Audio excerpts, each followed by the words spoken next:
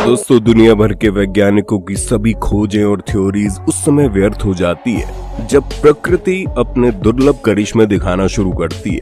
और इस अनोखी प्राकृतिक घटनाओं का कारण जानने के लिए वैज्ञानिकों को महीनों और सालों का समय लग जाता है। लेकिन फिर भी कुदरत के कुछ अनसुलझे रहस्यों से पर्दा उठाने के लिए इंसान नाकामयाब रह ही जाते हैं। कैमरे में कैद होश उड़ा देने वाली ऐसी कुछ कुदरती घटनाएं दिखाकर और उनके पीछे के कारण बताकर आपको अचंभित करने के लिए हिंदी वाइब्स पर आज हम एक बार फिर से लाए हैं नेचुरल इवेंट सीरीज का पार्ट 18। लेकिन आप इस ज्ञान की गंगा में खो जाएं उससे पहले जल्दी से जल्दी हिंदी वाइब्स को सब्सक्राइब करके पास वाली घंटी जरूर बजा देना। दोस्तों, सबसे पहले इस फुटेज को देखिए जिसमें दिख रहे खूबसूरत पहाड़ नमक से बने हुए हैं। जी हाँ, ईरान के जशक गांव में मौजूद इस इलाके को जशक सॉल्ट डॉम कहा जाता है। 12 किलोमीटर लंबे और 4.5 किलोमीटर चौड़े इस इलाके में कई खूबसूरत पहाड़, गुफाएं, बड़ी चट्टानें और जमीन मौजूद है जिस पर चारों तरफ नमक फैला हुआ है।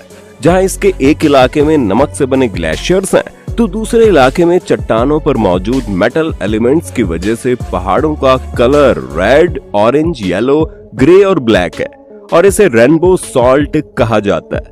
वहीं यहाँ आपको पहाड़ों पर वाटर इरोजन भी दिखने को मिलेगा जिसके लंबी लंबी लाइंस पहाड़ों को और ज्यादा खूबसूरत बनाती है। कुदरत के इस करिश्मे को ईरान के नेशनल नेचुरल फिनोमेना में भी शामिल किया गया है।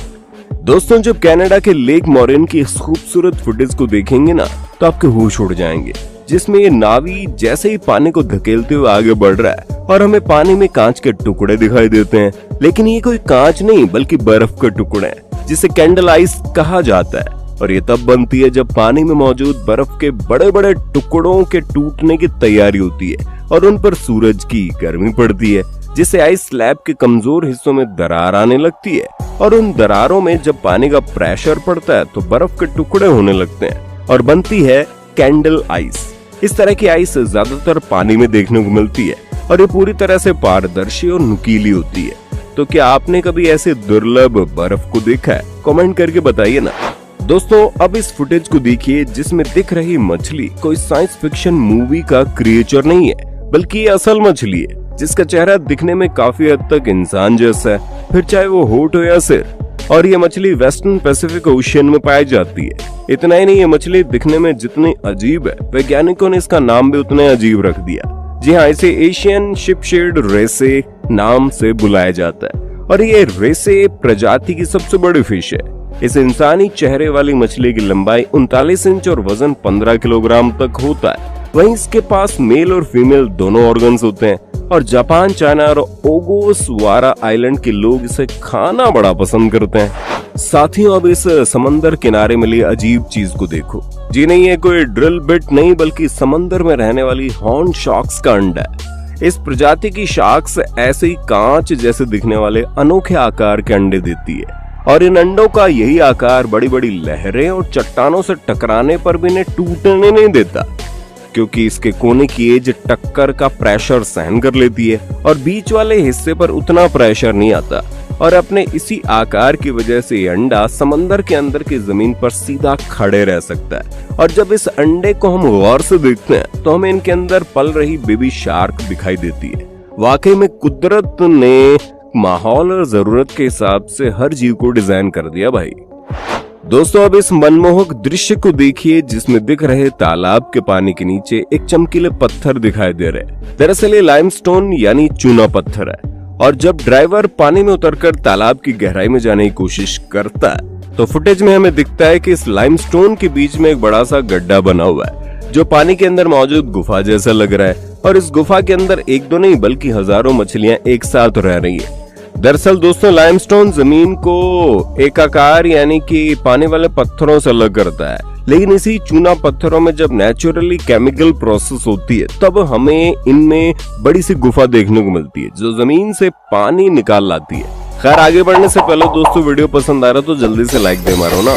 साथियों, अब इस अनोखी फुटेज को देखिए जिसमें ये जनाब जमीन के ऊपर एक लकड़ी रखकर दूसरी लकड़ी से उस पर घिसते हुए एक अजीब सी आवाज कर रहे हैं। और देखते देखते जमीन में बिल बनाकर रहने वाले कीड़े जमीन से बाहर आने लगते हैं, जिसके बाद ये उन्हें उठाकर अपने पालतू जानवर का खाना बना लेते हैं। लेकिन आखिर ये कीड़े अपना घर छोड़कर बाहर आए क्यों? तो दोस्तों, इन कीड़ों को जमीन से बाहर निकालने के लिए जनाब जिस तकनीक का प्रयोग कर रहे हैं उसे वर्म ग्रंटिंग कहा जाता है, जिसमें मेटल और वुड से ऐसा साउंड प्रोड्यूस किया जाता है जो जमीन से कांटेक्ट बनाए रखकर उसमें वाइब्रेशन पैदा करता है। और वर्म्स का ये वाइब्रेशन भूखे छछूंदर के आसपास होने का एहसास दिलवाते हैं, जिससे वर्म्स खुद की रक्षा के लिए सरफेस पर आ जाती है। वाकई में इस तकनीक के बारे में पहली बार जानकर मुझे भी काफी आश्चर्य हुआ था। दोस्तों, अब इस वायरल फुटेज को देखो जिसमें आसमान में उड़ रहे पक्षी कुछ पल के लिए एक जगह रुके हुए दिखाई देते हैं, जिन्हें देखकर कुछ पलों के लिए लगता है कि शायद ये हवा में फ्रीज हो चुके हैं। इस फुटेज को देखकर हमने इंटरनेट पर रिसर्च किया और पाया ये वीडियो एक ट्रेन में बैठे यात्री ने स्लो मोशन में शूट किया, जो कि इन पक्षियों की अपोजिट डायरेक्शन में 130 किलोमीटर प्रति घंटे की रफ्तार से चल रही थी।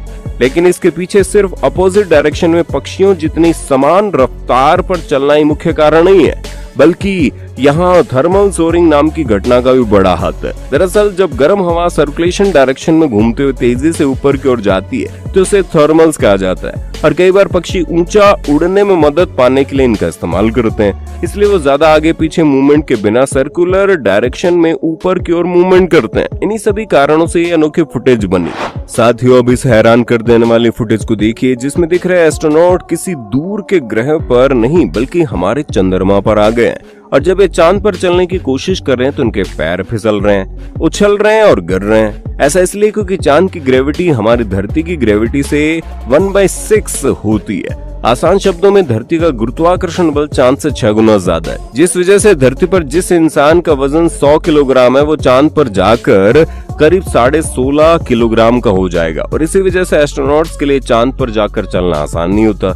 इसलिए स्पेस एजेंसी एस्ट्रोनॉट को चांद पर भेजने से पहले उन्हें वहां जाकर पैदल चलने की ट्रेनिंग देती है। खैर, आपको मौका मिले तो क्या आप चांद की सैर करना चाहोगे? कमेंट में बताना। एलन मस्क कर देगा ये काम। दोस्तों, अब क्वार्ट्ज नाम के सुपर रेयर क्रिस्टल को देखिए जो इतना पारदर्शी है कि इसे देखकर आपको लगेगा मानो बर्फ को देख रहे हैं, लेकिन असल में एक पत्थर है जो इतने सालों पुराना है कि सुनकर आपका दिमाग घूम जाएगा।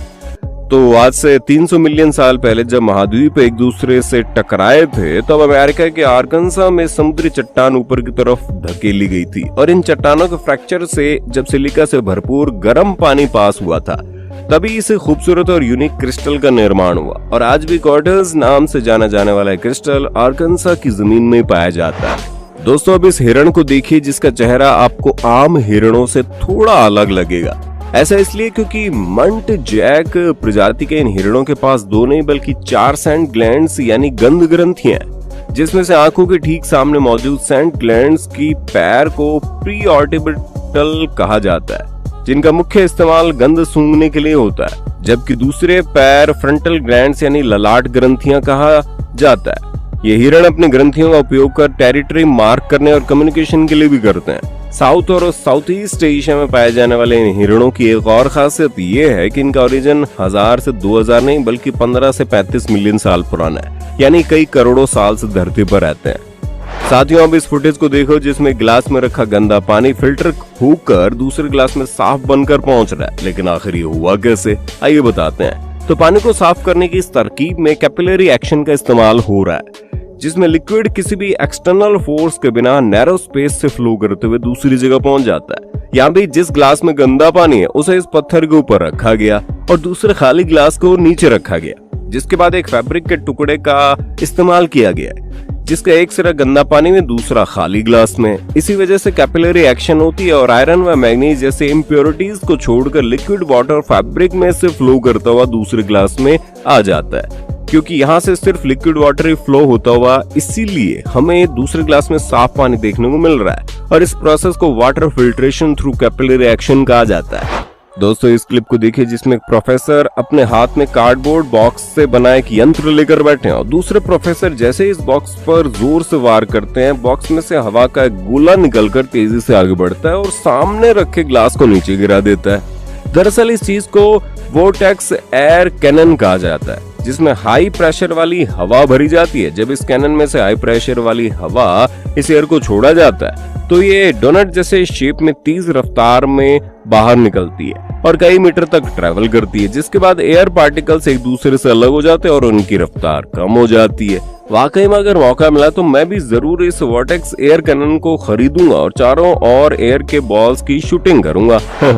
आखिर में दोस्तों इस शिक्षक का ये कमाल का एक्सपेरिमेंट भी देख लो, जिसके लिए इन्होंने टेबल पर एक ट्यूनिंग फॉर्क रखा है और एक स्टैंड पर रस्सी की मदद से बांधकर पिंग पोंग बॉल लटकाया है जो इस ट्यूनिंग फॉर्क के सपोर्ट से खड़ा हो। अब मास्टर जी जब अलग फ्रीक्वेंसी की ट्यूनिंग फॉर्क पर वार करते हैं तो इससे कुछ नहीं होता, लेकिन जैसे ये समान फ्रीक्वेंसी वाली ट्यूनिंग फॉर्क पर वार करते हैं तो टेबल पर रखी सेम फ्रीक्वेंसी वाली ट्यूनिंग फॉर्क में भी वाइब्रेशन होने लगते हैं, जिन्हें हम इससे उछलने वाली पिंग पोंग बॉल की मूवमेंट में नोटिस कर सकते हैं। यहाँ गौर करने वाली बात यह है कि इन दोनों ट्यूनिंग फॉर्क में कोई फिजिकल कांटेक्ट नहीं था, लेकिन सेम फ्रीक्वेंसी की वजह एटमॉस्फेयर एयर के जरिए ट्रांसमिट हो रहे थे। हालांकि वैक्यूम में ऐसा होना पॉसिबल नहीं है। तो दोस्तों अगर आप नेचुरल इवेंट सीरीज का नेक्स्ट पार्ट देखना चाहते हैं तो कमेंट करके बताइए और वीडियो पसंद आया तो जल्दी से लाइक और शेयर भी कर देना। इस वीडियो का लाइक टारगेट पूरे 19,999 लाइक्स का है। जल्दी से लाइक कीजिए और हाँ, जानकारी से भरपूर ऐसे इंटरेस्टिंग कॉटन कमरा वीडियोस देखते रहने के लिए हमारे चैनल हिंदी वाइब्स को सब्सक्राइब करके पास वाली घंटी जरूर बजा देना। वीडियो देखने के लिए आपका बहुत बहुत शुक्रिया।